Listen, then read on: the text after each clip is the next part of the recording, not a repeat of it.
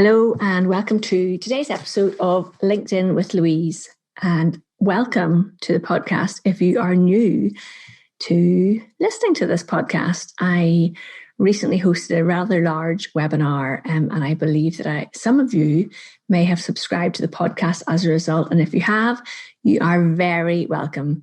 If somebody else has referred you to the podcast, then let me know so I can give them a high five virtually or online, or it's all you can do these days. You can't touch anybody. So today on the podcast, I want to talk about LinkedIn groups. I ran a poll recently on LinkedIn about groups, and I asked people, what do you look for in a group?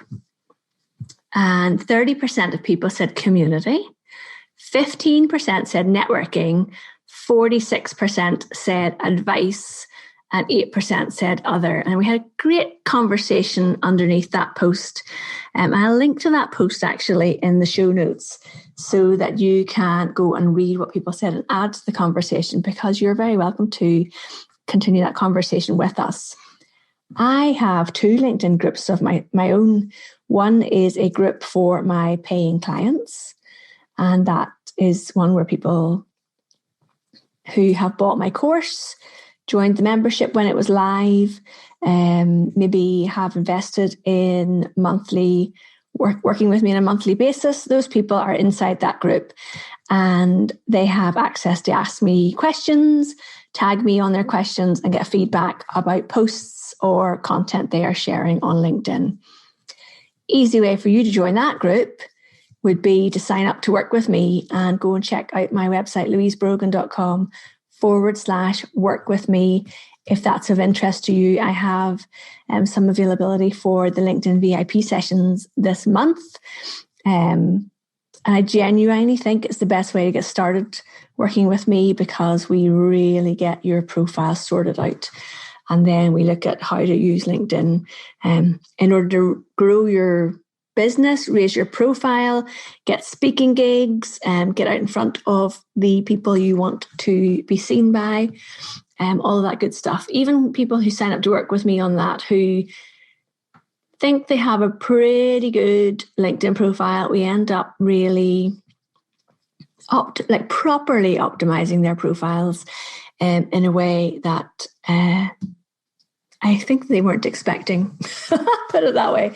The client I worked with this week, who I love working with my VIP clients, I think because we get so much done that the appreciation level is so high that makes everybody feel good, me included. But when I worked with a client this week who reached out to me a year and a half ago, I did a LinkedIn profile review for this client, and she reached out to me and said, right, I'm ready now, Louise, to go further with LinkedIn. I need your help. And we did a VIP session. And she said at the end, I'm not kidding you, she said, that was phenomenal. So guess who was on a high the rest of that day? Me.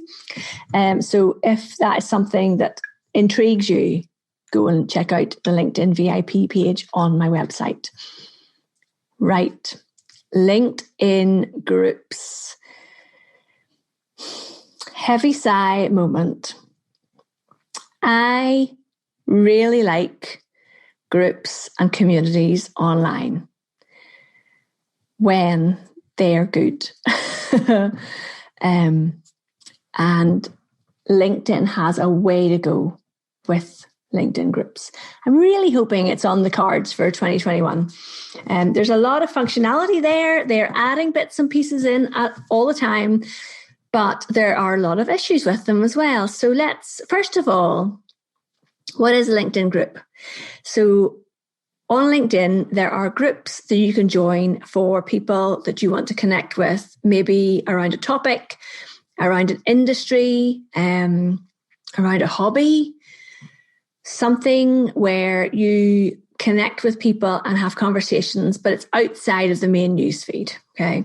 So LinkedIn provides a place for professionals in the same industry or with similar interests to share their insights and experience, ask for guidance, and build valuable connections.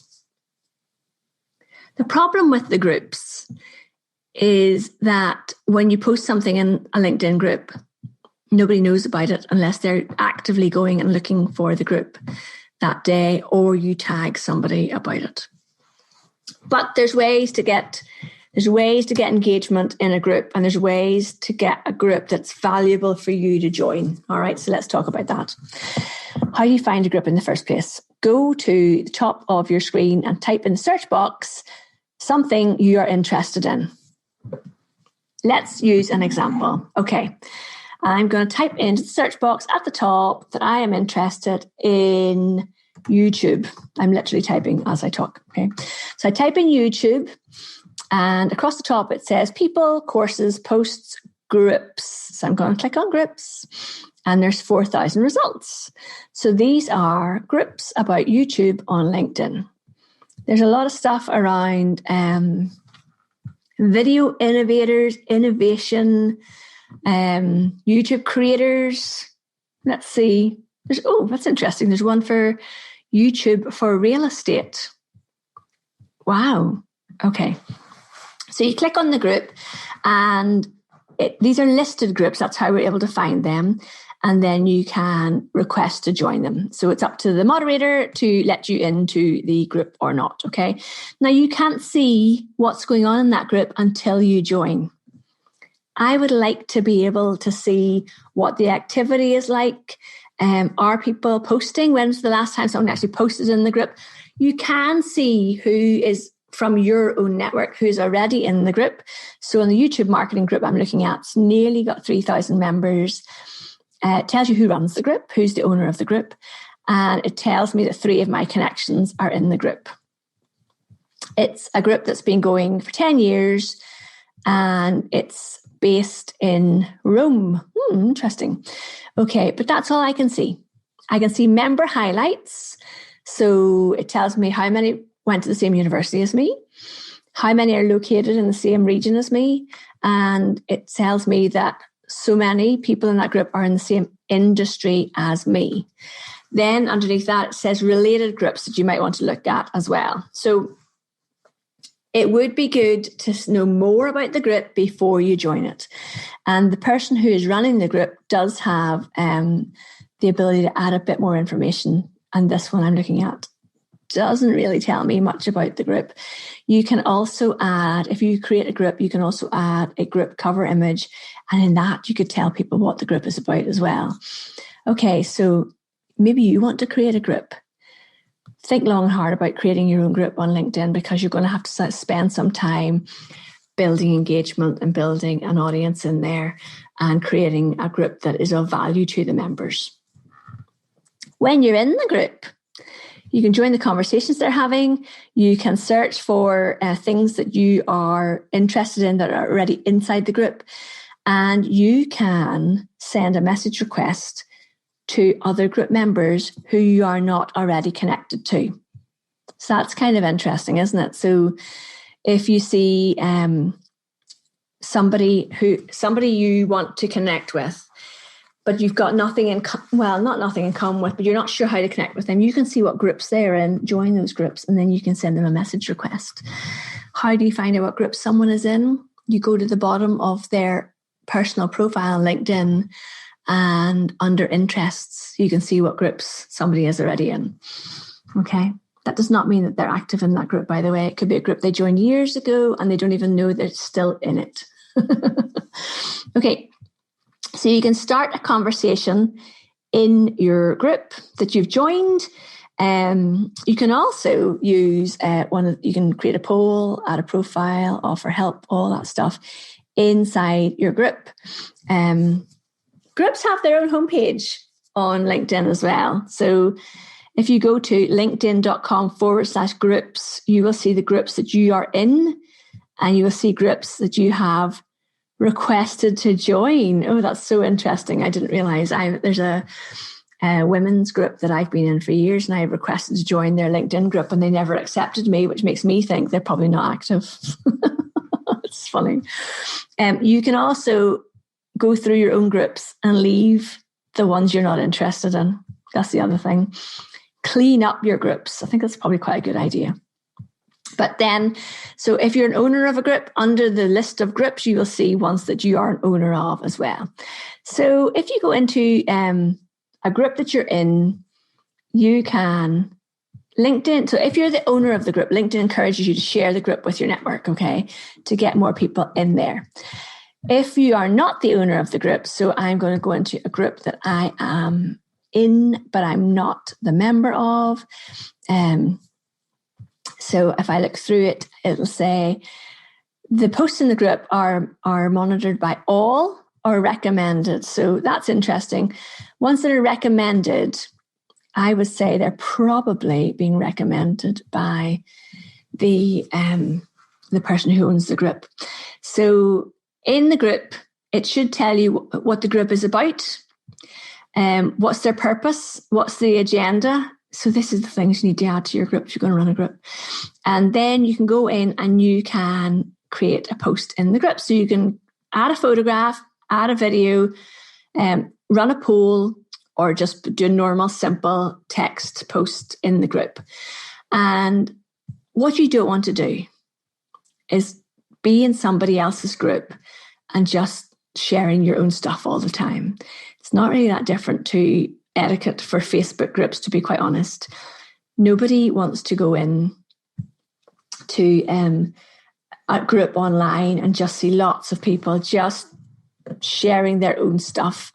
It's the same as being, what do you post on your LinkedIn newsfeed? You don't post just all about yourself all the time. You want to post stuff that helps your network out and people are interested in. So that's kind of what to do inside a group.